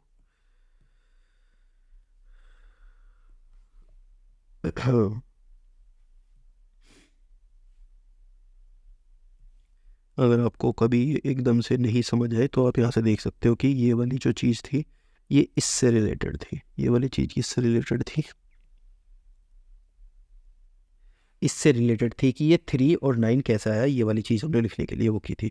तो एक बार मैं फिर से आपको समझा देता हूँ कि ये सारा केस हमने किया क्या और पढ़ा क्या। हमने बोला कि यार करंट ईयर में हमें कुछ प्रॉफिट्स हो सकते हैं, बिल्कुल हो सकते हैं। सपोज ये पूरा साल मैंने लिखा 2012 और 13, ठीक है। इसके अंदर कितने मंथ आ सकते हैं, 12 मंथ आएंगे। सिंपल सी बात है, एक साल में 12 मंथ होंगे। हमने पीरियड लिखा 2 महीने का यहाँ पे और यहाँ पे, यानी कि ये वाला पीरियड कौन सा है, अप्रैल का मंथ और मई का मंथ। ये कौन सा पीरियड है, अप्रैल का मंथ और मई का मंथ, यानी कि ये 2 महीने का पीरियड है, ठीक है। उसके बाद का पीरियड जून, जुलाई, अगस्त, सितंबर, अक्टूबर, नवंबर, दिसंबर, जनवरी, फरवरी और मार्च, यानी कि ये पूरा का पूरा पीरियड इसमें आता है। ये कौन से मंथ का पीरियड है, 10 मंथ्स का पीरियड है। हमने बोला कि इससे पहले कितने पार्टनर थे, 3 पार्टनर थे और यहाँ पर 2 पार्टनर रह गए। ऐसा क्यों, क्योंकि ये जो बीच में डेट आई है इसमें एक पार्टनर ने क्या ले लिया, रिटायरमेंट ले लिया। हमने बोला ठीक है।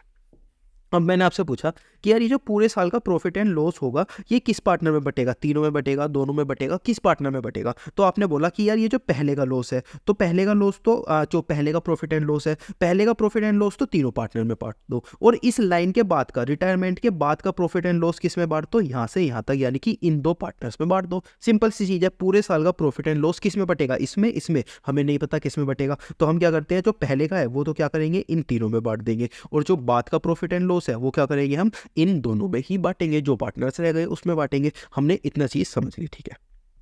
अब हमें एग्जाम के अंदर या क्वेश्चन के अंदर क्या दिया जाएगा, करंट ईयर का प्रॉफिट दिया जाएगा 1,20,000 रुपये, हमें रेशो दिया जाएगा ओल्ड, रेशो दिया जाएगा नया, उसके बाद बी रिटायर कब हुआ है वो वाली डेट हमें बताई जाएगी। हमें क्या बताना होगा कि बी को कितना प्रॉफिट दिया जाना चाहिए, बी कौन सा पार्टनर है, जो कि बी रिटायर हुआ है वो वाला पार्टनर कौन है, बी है, ठीक है। अब इसको हम सोल्व कैसे करेंगे, उसके लिए हमने एक फॉर्मूला पढ़ा, क्या, अगर हमें रिटायरिंग पार्टनर का करंट ईयर का प्रॉफिट निकालना है, क्या, रिटायरिंग पार्टनर का करंट ईयर का प्रॉफिट जो हमसे पूछा गया है, कैलकुलेट बीज प्रॉफिट, यानी कि अगर हम इस वाली फिगर में देखें, यानी कि अगर ये वाला पार्टनर रिटायर हुआ है तो इसका ये वाला प्रॉफिट, इस पीरियड का प्रॉफिट कितना आएगा वो अगर हमें निकालना है, तो उसका फॉर्मूला हमारे पास आता है, करंट ईयर का प्रॉफिट लिख दो सबसे पहले, मल्टीप्लाई रिटायरिंग पार्टनर के शेयर लिख दो, multiply number of months before retirement, retirement से पहले कितने मंथ थे, number total number of months in a year, एक साल में कितने मंथ्स हो सकते हैं। तो सबसे पहले हमने करंट ईयर का प्रॉफिट लिखा, डायरेक्टली हमको दिया हुआ था 1,20,000 रुपये, तो 1,20,000 रुपये हमने यहाँ पर लिख दिया, सिंपल।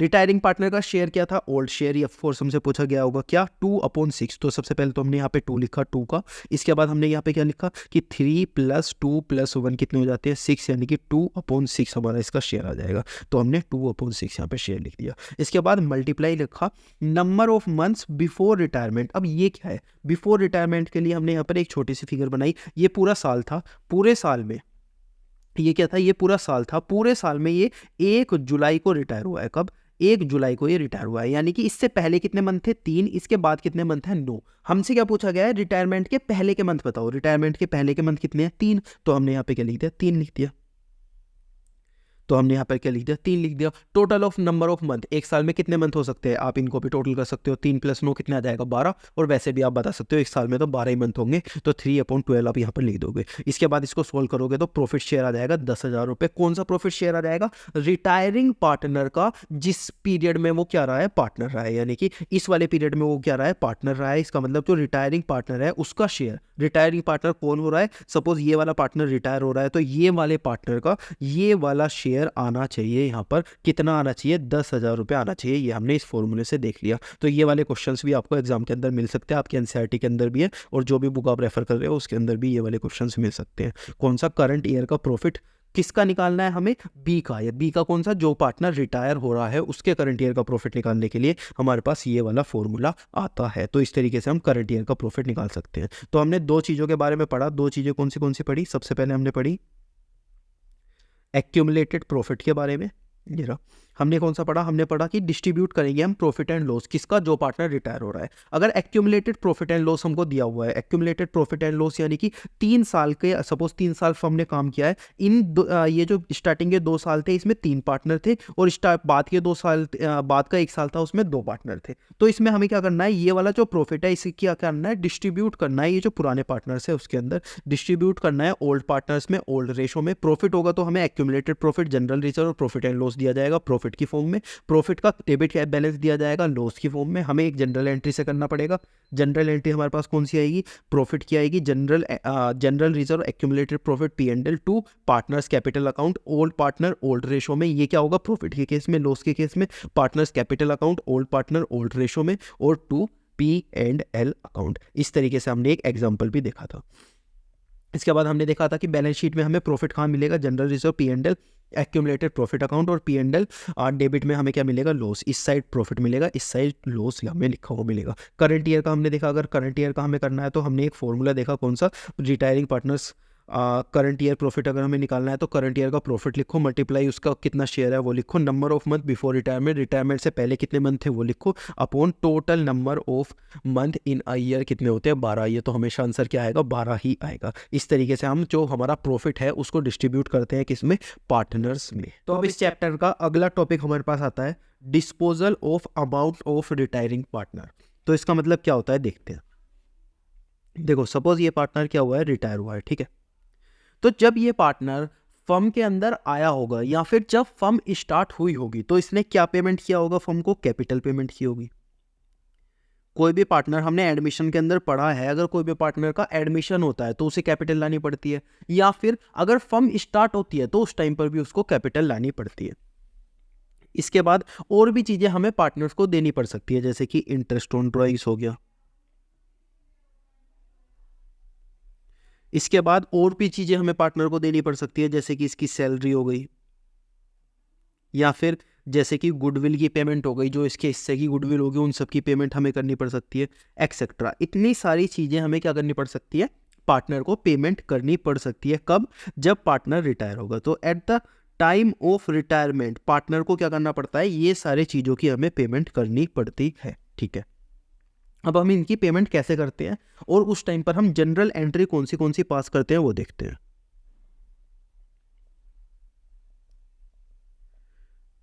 यानी कि जब हम पार्टनर की फुल एंड फाइनल पेमेंट करते हैं तो उस टाइम पर हम कौन सी जनरल एंट्री पास करते हैं, वो सारी चीजें हम आज देखेंगे इसके अंदर। ओके, तो सबसे पहली जनरल एंट्री हमारे पास आती है जब हम पार्टनर की जो पेमेंट होती है वो फुल एंड फाइनल पेमेंट करते हैं इन कैश। किसमें, अगर हम पार्टनर की पेमेंट करते हैं इन कैश, अगर हम पार्टनर की पेमेंट कैश में करते हैं तो हमारी एंट्री क्या होती है। अगर हम किसी भी पार्टनर की पेमेंट कैश में करते हैं तो हम बोलते हैं पार्टनर या फिर रिटायरिंग पार्टनर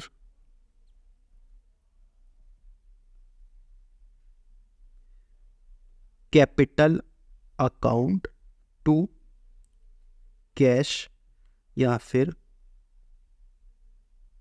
बैंक अकाउंट। इसका मतलब क्या हुआ, जो पार्टनर रिटायर हो रहा है, जो पार्टनर क्या हो रहा है, रिटायर हो रहा है, उसकी पेमेंट हमने किस में कर दी, कैश में कर दी या फिर बैंक में कर दी, ठीक है। इसके बाद कभी कभी ना फर्म के पास कैश नहीं होता इतने देने के लिए, बैंक में भी पैसे नहीं होते, तो फर्म क्या बोलती है, फर्म ये बोलती है कि हमें जितना भी पैसा तुम्हें देना है अभी तो हम वो पैसा नहीं दे पाएंगे। एक काम करो, तुम ये मान लो कि सपोज ये जो फर्म है इसको, इस पार्टनर को 1 लाख रुपए देने थे, इस पार्टनर को 1 लाख रुपए देने थे। फर्म ने बोला यार अभी तो मेरे पास 1 लाख रुपए नहीं है, तो तुम एक काम करो, ये जो 1 लाख रुपए है ये मैं अभी तो तुम्हें नहीं दूंगी, बाद में मैं, फर्म बोल रही है कि बाद में मैं तुम्हें 1 लाख रुपए दे दूंगी। अभी के लिए तुम ये मान लो कि तुमने ये 1 लाख रुपए का हमने हमें लोन दिया हुआ है। क्या दिया हुआ है, लोन दिया हुआ है। तो फर्म बोलती है कि यार देखो अभी हमारे पास पैसे नहीं है देने के लिए, तो तुम ये मान लो कि ये जो 1 लाख रुपए हमें तुम्हें पेमेंट करनी है ना, ये हम बाद में करेंगे। अभी के लिए मान लो कि तुम्हें जो हमें 1 लाख रुपए देने थे, हमने तुमसे 1 लाख रुपए का लोन लिया हुआ है, इस 1 लाख रुपए को लोन की तरह मान लो। तो हम क्या कर सकते हैं, उसे लोन की पेमेंट में भी डाल सकते हैं, यानी कि लोन की तरह भी ट्रीट कर सकते हैं। तो पेमेंट अगर लोन की फॉर्म में होगी तो हमारी जनरल एंट्री क्या होगी, retiring partners capital account to loan account. Retiring partners capital account to loan account, ये क्या हो जाएगी, हमारी एंट्री हो जाएगी अगर हम उसे लोन की तरह ट्रीट करेंगे तो। अब ये जो लोन है इसके ऊपर हमें इंटरेस्ट भी देना पड़ सकता है, लोन के ऊपर हमें क्या देना पड़ सकता है, इंटरेस्ट भी देना पड़ सकता है। तो इंटरेस्ट की पेमेंट, इंटरेस्ट की एंट्री हमारी क्या होगी, अगर हमें सपोज लोन के ऊपर इंटरेस्ट देना है तो इंटरेस्ट भी हम किस में दे सकते हैं, कैश में दे सकते हैं। अगर हम कैश में इंटरेस्ट देंगे, अगर हम किस में इंटरेस्ट देंगे, कैश में इंटरेस्ट देंगे, तो हमारी एंट्री क्या होगी। और सपोज हमने अभी कैश में इंटरेस्ट नहीं दिया, note in cash, note in cash यानी कि हम बाद में इंटरेस्ट आपको देंगे, अभी हमारे पास इंटरेस्ट देने के लिए भी पैसे नहीं है। अगर हमें कैश में इंटरेस्ट देना है तो हमारी एंट्री क्या होगी, interest account to cash account. और सपोज हमारे पास कैश नहीं है तो हम क्या करेंगे, इस इंटरेस्ट को भी ये मान लेंगे कि ये जो इंटरेस्ट हमें तुम्हें देना है, एक काम करो तुम ये मान लो कि तुमने इतने पैसों को हमें लोन दे दिया, यानी कि interest account to loan account. या तो हम कैश में पेमेंट कर सकते हैं या फिर लोन की फॉर्म में उसको अपने पास रख सकते हैं कि यार हमारे पास अभी तो नहीं है पैसे देने के लिए, तुम ये मान लो कि तुमने इतने पैसों को हमें क्या दिया हुआ है, लोन दिया हुआ है, ठीक है। इसके बाद लास्ट में ये जो हम बोल रहे हैं कि हमने तुमसे लोन लिया हुआ है, इस लोन की भी तो हमें कभी ना कभी पेमेंट करनी पड़ेगी। तो अगर हम लोन की पेमेंट करते हैं तो हम क्या बोलेंगे, लोन की अगर हमें पेमेंट करनी पड़ती है तो लोन अकाउंट टू बैंक या फिर कैश, तो ये क्या हो गई, हमारी लोन की पेमेंट हो गई। तो इस तरीके से हमने कौन सी एंट्री सीखी, 4 एंट्रीज हमने यहाँ पर देखी। सबसे पहले हमने बोला कि यार अगर हम कैश में पेमेंट करते हैं तो retiring partners capital account to cash या बैंक। अगर हम लोन की फॉर्म में उसको ट्रीट करते हैं तो retiring partners capital account to loan. अगर हम बोलते हैं कि यार लोन दिया है तो इंटरेस्ट भी हमें देना पड़ेगा, अगर हम इंटरेस्ट कैश में देते हैं इंटरेस्ट टू कैश अकाउंट। अगर हम इंटरेस्ट कैश में नहीं देते interest to loan account, interest को भी हम लोन में मान लेंगे। इसके बाद लोन की अगर हमें पेमेंट करनी है तो लोन अकाउंट टू कैश या फिर टू बैंक। और एक लास्ट में आती है half payment in cash and rest in loan. इसका मतलब क्या है, इसका मतलब ये है कि कुछ पेमेंट तो हम किससे कर रहे हैं, कैश से कर रहे हैं, और कुछ पेमेंट हम किससे कर रहे हैं, लोन की फॉर्म में कर रहे हैं। मतलब कि सपोज हम क्या करेंगे, सबसे पहले retiring partners capital account to bank.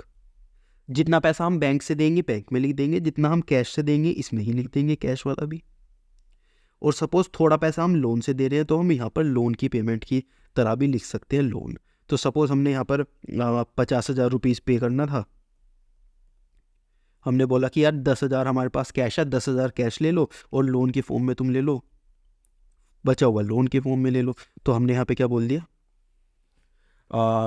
50,000 10,000 cash की फॉर्म में ले लो, 50,000 लोन की फॉर्म में ले लो। तो हम अलग अलग इस तरीके से भी बोल सकते हैं। यहाँ पे हाफ नहीं सम अमाउंट होना चाहिए, some payment is in cash and rest in loan वगैरह वगैरह, इस टाइप से भी हम कर सकते हैं। अब इस चैप्टर का एक लास्ट में छोटा सा टॉपिक आता है adjustment of partners capital account. तो पार्टनर्स कैपिटल अकाउंट को कैसे एडजस्ट करते हैं, क्या होता है, वो सारी चीजें हम क्वेश्चन के साथ साथ देखेंगे। तो क्वेश्चन को पढ़ते हैं। मोहित, नीरज एंड सोहन पार्टनर है, 2:1 का इनका रेशो है। जो नीरज है वो रिटायर हो जाता है। Mohit and Sohan decided that the capital of new firm fix at ₹1,20,000।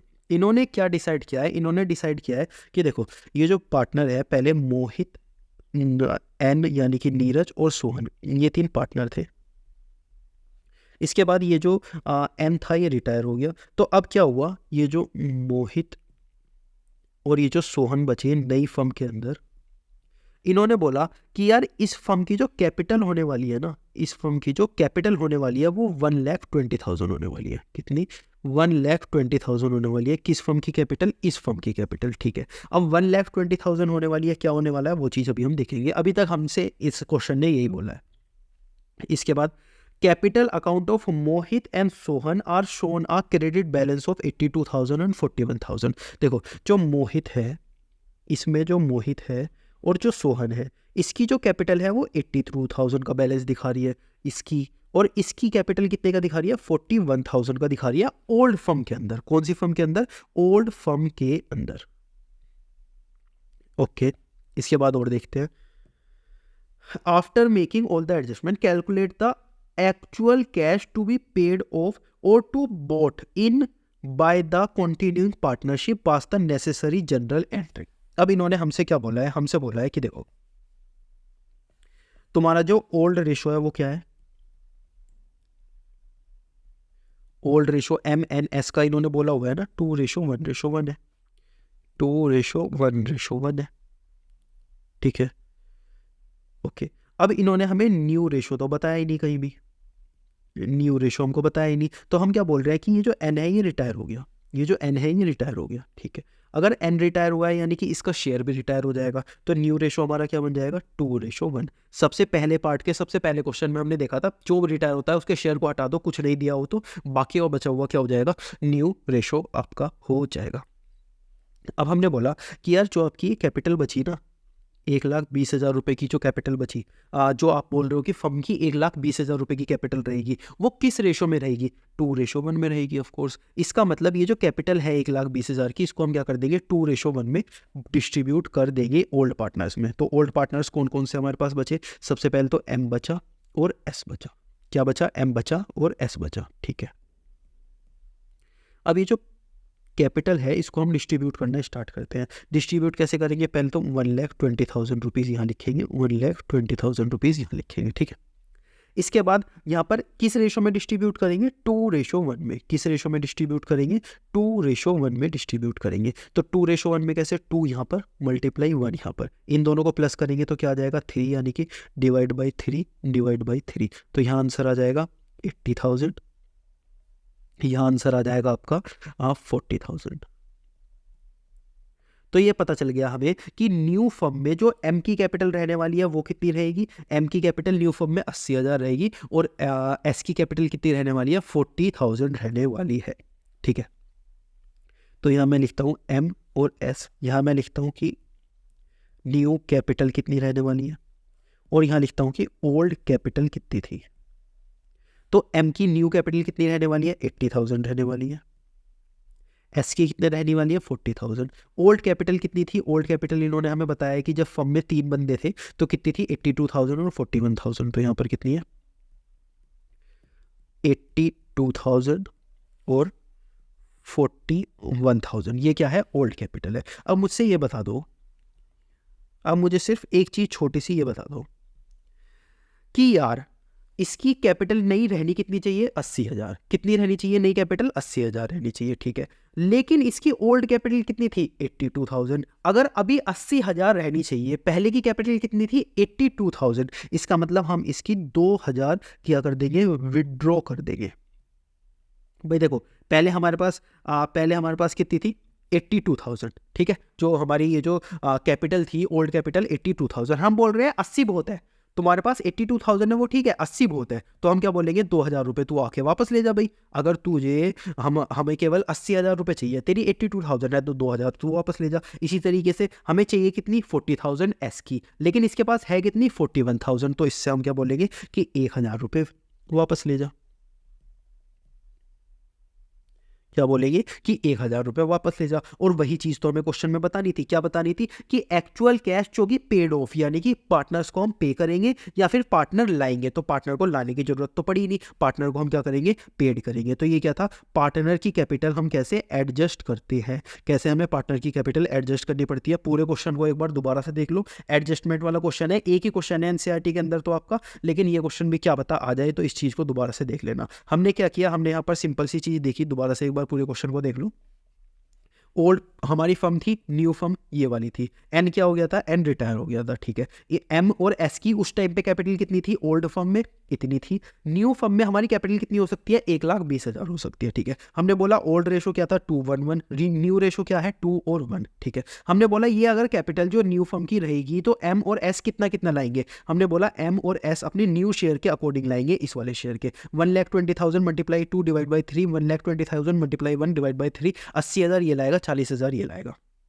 हमने यहाँ पे एक टेबल बनाई, टेबल में लिखा न्यू कैपिटल कितनी कितनी चाहिए, 80,000 एम को चाहिए, 40,000 एस को चाहिए। ओल्ड कैपिटल कितनी थी, 82,000 इसके पास थी, 41,000 इसके पास थी, यानी कि हमें कितना विड्रॉ कराना पड़ेगा। इसके पास कितनी थी, 82,000, चाहिए कितनी, 80,000, 2,000 अपने घर वापस ले जाओ। इसके पास कितनी थी, 41,000, चाहिए कितनी, 40,000, 1,000 रुपये अपने घर वापस ले जाए, यानी कि विड्रॉ कर ले। तो हमें क्वेश्चन के अंदर क्या बताना था कि कितनी कितनी कैपिटल इन्हें विड्रॉ करनी पड़ेगी, और ये क्या हो गया आपका आंसर हो गया क्वेश्चन का।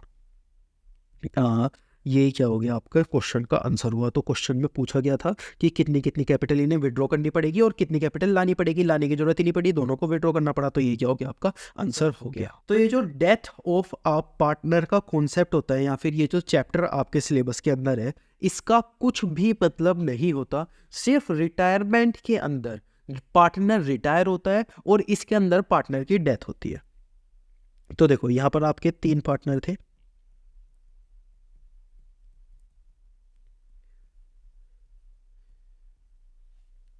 और यहां पर आपके 2 पार्टनर बाद में बचे, यानी कि ये जो बीच का पार्टनर था ये गायब हो गया। अब इसके गायब होने के क्या रीजन हो सकते हैं, एक तो ये रिटायरमेंट ले ले, बिल्कुल जो हमने इससे पहले वाले चैप्टर में पढ़ा। एक इसकी डेथ हो जाए, अगर डेथ हो जाएगा तो इसके भूत को थोड़ी ना पार्टनर बना के रखेंगे, डेथ हो जाएगा। अगर किसी भी पार्टनर का डेथ हो जाती है तो हम उसको क्या कर देते हैं, ऑटोमेटिकली एग्जिट कर देते हैं, ऑटोमेटिक एग्जिट उसका हो जाएगा अगर उसकी डेथ हो जाएगी। तो उसका जो लीगल हायर है, उसका जो सन है, जो उसकी डॉटर है, जो उसकी वाइफ है, स्पाउस है, उससे नहीं हम पूछेंगे कि भाई तुमको आगे पार्टनरशिप कंटिन्यू करनी है नहीं करनी है। अगर किसी की डेथ हो जाती है तो हम उसको डायरेक्टली निकाल देते हैं, चाहे उसके घर वाले कुछ भी बोले, वो कुछ भी बोल के गया हो, कुछ भी हो, हम उसकी डेथ हो जाती है तो उसको बाहर निकाल देते हैं। तो ये जो रिटायरमेंट और डेथ है ना, पूरा का पूरा बिल्कुल सेम है। अगर आप रिटायरमेंट पढ़ लेते हो तो आपका डेथ ऑटोमेटिकली कवर हो जाता है।